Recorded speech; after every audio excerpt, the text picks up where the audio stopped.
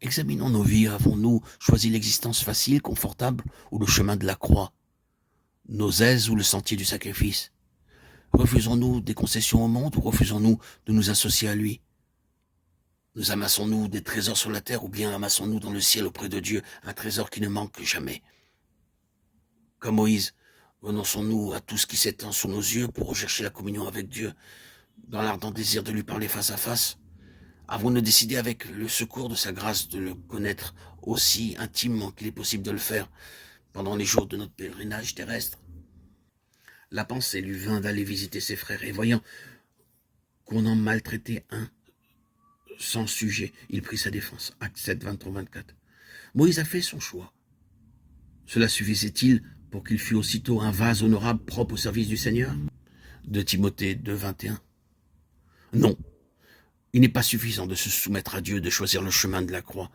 La lutte avant le don de soi et la paix qui remplit le cœur lorsque cet acte est accompli peuvent faire supposer que le but est atteint, alors qu'en réalité c'est seulement le début de la course. Car c'est uniquement lorsque l'homme s'est donné que Dieu peut agir en lui et le préparer pour l'accomplissement de ses desseins. Moïse ne se connaissait pas encore lui-même. Être instruit dans toute la sagesse de ce monde, être puissant en parole et en œuvre, ce n'est pas une préparation suffisante pour être un instrument utile entre les mains de Dieu. Hélas, il est triste d'avoir à constater qu'en cette dispensation de l'Évangile, nous sommes au même point que Moïse. Nous nous reposons sur la sagesse de l'Égypte, sur de certains talents oratoires, sur notre énergie propre, et nous agissons comme si les armes de notre combat étaient charnelles. Forts de nos propres forces, nous allons de l'avant et découvrons notre erreur. Les événements qui se succédèrent brisèrent les liens retenant Moïse à la cour égyptienne, à cette vie mondaine à laquelle, d'ailleurs, il avait décidé de renoncer. Il en est toujours ainsi quand nous marchons avec Dieu. Son action intérieure sur le cœur et son action extérieure sur les circonstances de nos vies se combinent pour amener l'accomplissement de sa volonté. Si Dieu conduit l'homme à choisir le chemin de la croix, il permet des circonstances où se réalisera ce que le cœur a choisi. Ce sera peut-être du fait d'un acte inconsidéré ou de quelques échecs ou d'une autre faute manifeste. Quoi qu'il en soit, et tout à coup tout change dans la vie du disciple. Pour Moïse, il nous est dit que la pensée lui vint d'aller visiter ses frères. Étienne rappelle tout simplement l'acte qui eut de si extraordinaires conséquences. D'abord une pensée, puis un acte, et ensuite des résultats imprévus. Moïse sortit vers ses frères et vit leurs durs travaux, Exode 2:11.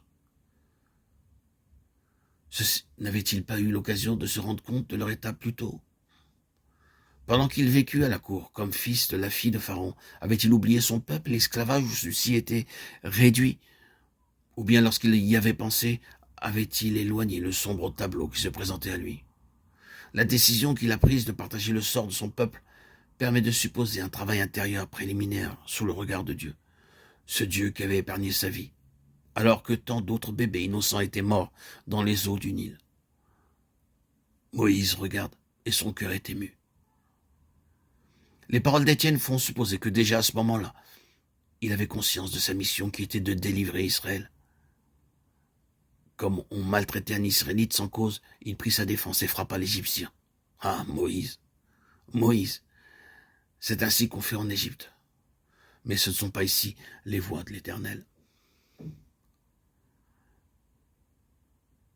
Jamais Israël n'aurait été délivré avec les méthodes employées par Moïse en tuant un à un les Égyptiens. Dieu se réservait d'agir d'une autre manière. Comme notre vision, nos pensées sont mesquines et petites. Si seulement nous daignions nous donner à Dieu et nous adonner à le connaître, il accomplirait alors de grandes choses avec ses instruments humains. Dieu voulait sauver Israël en se servant de Moïse, mais à sa manière à lui. Et dans l'œuvre que Dieu se propose d'accomplir, Moïse est l'obstacle, le plus grand des obstacles. Que de temps il va falloir pour faire de cet homme fougueux une flèche polie, un instrument docile. Cette expérience de la vie de Moïse a sa contrepartie dans la nôtre. Seulement ils sont nombreux les enfants de Dieu auxquels il faut des années pour découvrir leur complète impuissance au service du Seigneur. Bien qu'ils sachent qu'on ne les écoute pas et que parfois même les auditeurs leur demandent qui vous a établi juge sur nous. Ne blâmons pas les auditeurs, recherchons plutôt devant Dieu les causes de nos échecs, afin qu'il puisse nous transformer en vaisseaux propres à son usage, en instruments dont il pourra se servir. Recherchons plutôt devant Dieu les causes de nos échecs, afin qu'il puisse nous transformer en vaisseaux propres à son usage, en instruments dont il pourra se servir.